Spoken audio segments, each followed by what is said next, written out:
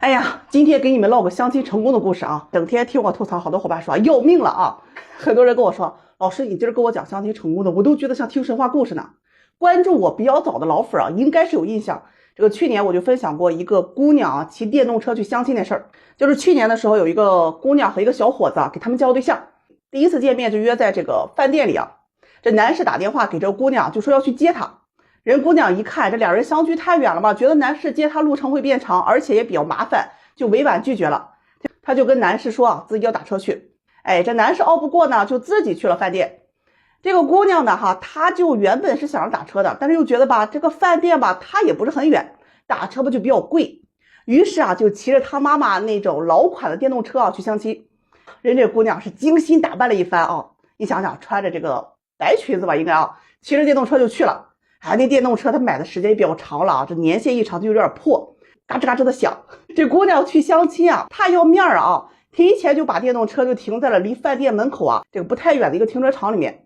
吃完饭，这男士就要送她啊，她这不是因为有电动车在的嘛，就给拒绝了，让男士先走啊。她怕看见呀，就在那求这个男士走了之后，这姑娘就偷偷的去骑车啊。没成想就发生一件很尴尬的事情，就是她骑着电动车啊，就吱嘎吱嘎的就往外骑的时候，正好碰见男士在那付停车费啊。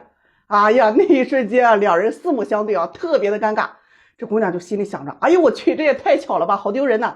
男士就想着这怎么办啊，怎样才能显得不那么尴尬。哎呀，两人简单打了个招呼，因为特别尴尬嘛，就赶紧分开了。这个回家，这姑娘就跟我说，哎呀，自己觉得特别丢人啊，觉得这个印象肯定不好了。没成想人男士啊对这姑娘的印象就特别好，觉得她呢不做作，也没有虚荣心，还朴实无华的，就决定一定要去追这个妹子。从这个事情之后啊，这男士就每天跟这姑娘聊天啊，两人一有空啊就约出来吃饭。人男士心比较细，每次约会啊就在这姑娘家附近，再也不用骑电动车去了。吃完饭呢，两个人就经常去踏马路啊，走走停停的聊天。都能每天从8点多聊到11点多，直到把这个姑娘送回家，那还依依不舍。两个人这个聊天的话题啊，都是分享一些自己生活当中很开心的事情啊，对待一些事物的看法，从来都不聊你的车子是什么牌子啊，你的房子有多大，你父母有没有退休金啊。很开心的事情他就会主动分享给对方，对方总是能够立马回信，彼此都能顾虑到对方的感受啊。每次见面啊，这姑娘都会给男士带点小礼物啊，这男士啊同样也会给她就是编各种理由啊，说带一些土特产补品等等。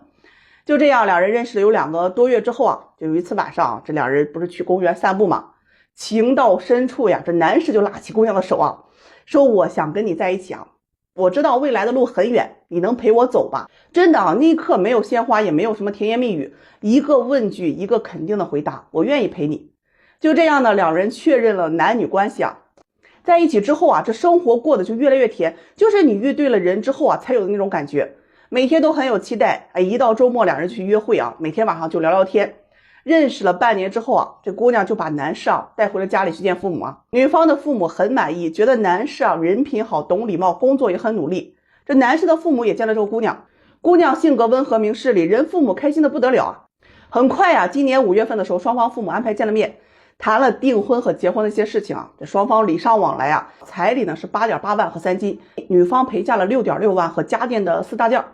这双方家长共同出资啊，给小两口啊置办了一辆20多万的小轿车。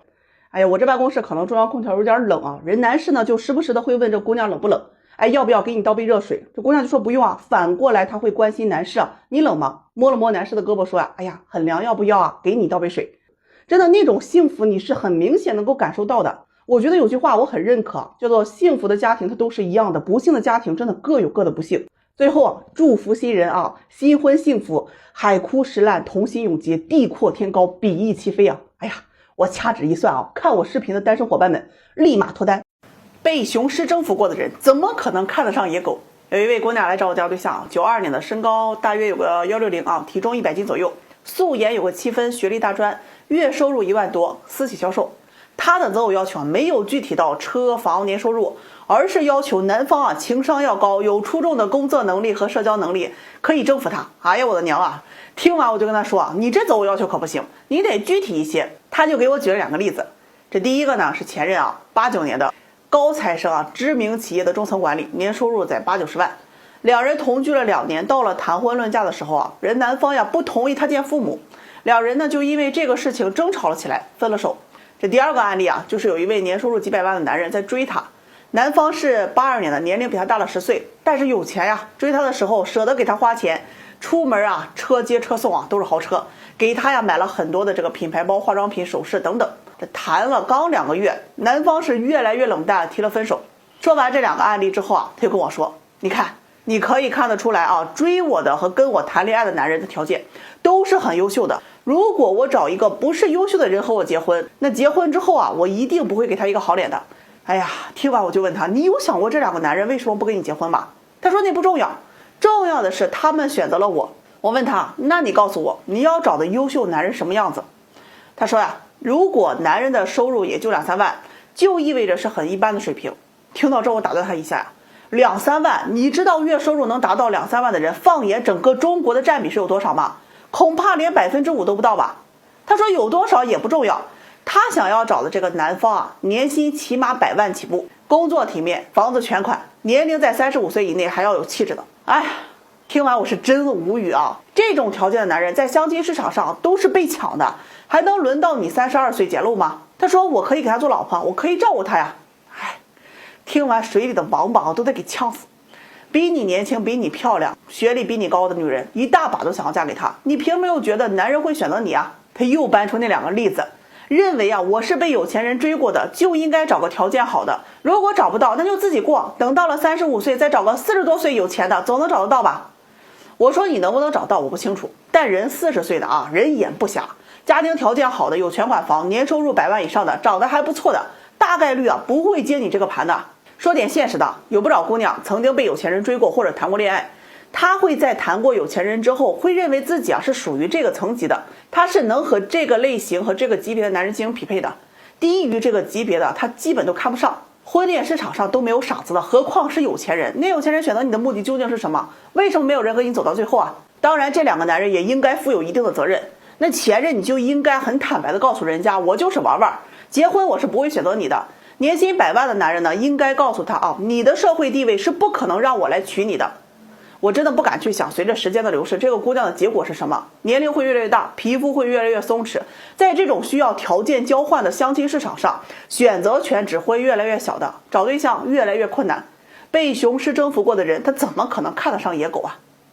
我跟你们讲，今天一姑娘来找我介绍对象，让我见识到了啥叫做梦天花板。他先是问我，老师，我为什么一直嫁不出去呢？